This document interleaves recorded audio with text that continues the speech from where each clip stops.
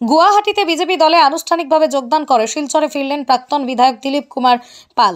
বুধবার রেল স্টেশনে আসার পর সংবর্ধনার জোয়ারে ভাসলেন শিলচরের দুবারের প্রাক্তন বিধায়ক ও অসম বিধানসভার প্রাক্তন উপাধ্যক্ষ দিলীপ পাল। এদিন তাকে স্বাগত জানাতে স্টেশনে উপস্থিত ছিলেন হাজারো দলীয় কর্মী সমর্থক। উল্লাসে ফেটে পড়েন তারা। পরে সংবাদ মাধ্যমের সঙ্গে কথা বলতে গিয়ে প্রাক্তন বিধায়ক জানান, দলের জন্য একজোট হয়ে কাজ করে যাবেন তিনি। এছাড়া আসন্ন লোকসভা নির্বাচনে 450 আসন উপহার দিয়ে নরেন্দ্র মোদীকে তৃতীয়বার ক্ষমতায় আনতে সর্বস্ব উজাড় করে দেবেন।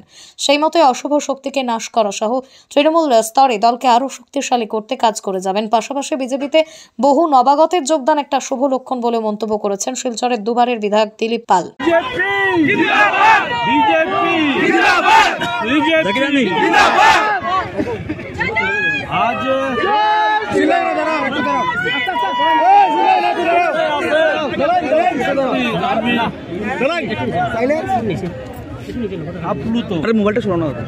আমার দেখতে পাচ্ছেন আপনারা এই বাঁধনহারা উচ্ছ্বাস, আমার সহকর্মী সহযোদ্ধা এবং আমার প্রিয় বন্ধুদের যে উৎসাহ, তাদের ভালো লাগাই আমার ভালো লাগা, তাদের আনন্দে আমার আনন্দ। আজ ফিরে এলাম নিজের ঘরে।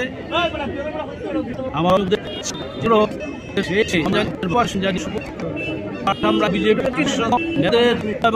ঘরে পেলাম এবং একটাই, আর 2 মাসের মধ্যে 2 মাসের কাছাকাছি সময়ে লোকসভা নির্বাচন অনুষ্ঠিত হতে চলেছে এবং আমরা সবাই মিলে ভারতীয় জনতা পার্টির প্রতিটি কর্মকর্তা, কর্মী, কার্যকর্তা, নেতা সবাই মিলে আমরা প্রধানমন্ত্রী মাননীয় নরেন্দ্র মোদীকে তৃতীয়বারের মতো আমরা আবার দিল্লির মসনদে আমরা দেখতে চাই এবং আমরা বিশাল সংখ্যক ভোটে আমাদের বরাক উপত্যকা থেকে 2টি সিট আমরা তাকে উপহার দেব, এই প্রতিজ্ঞা আমরা নিচ্ছি। এবং আমরা সবাই মিলে, সবাই দলের ছোট বড় প্রতিটি কর্মকর্তা মিলে, সবাই মিলে আমরা দলকে শক্তিশালী করার লক্ষ্যে দলের নিয়ম নীতি মেনে আমরা সবাই কাজে ঝাঁপিয়ে পড়ব। আমাদের এখানে কোনো ধরনের কোনো কম্প্রোমাইজ নেই। আমাদের লক্ষ্য একটাই, মোদীজিকে আবার প্রধানমন্ত্রী হিসেবে আমরা দেখতে চাই আর রেকর্ড সংখ্যক ভোটে আমরা জিততে চাই। এবং এবার আমরা জানি যে বিরোধী অপশক্তিরা মহাজোট বন্ধন তৈরি করেছে, কিন্তু আমরা বিশ্বাসী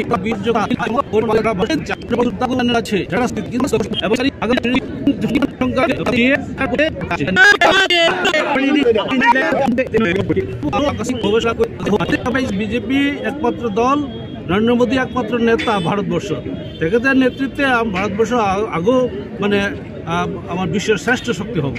আপনি শিলচর বিজেপি যোগদান করার পিছত শিলচর বিজেপি যি আছে এই বিজেপির মাজত আপনার একতা হব না আকৌ দল আৰু শক্তিশালী হ'ব?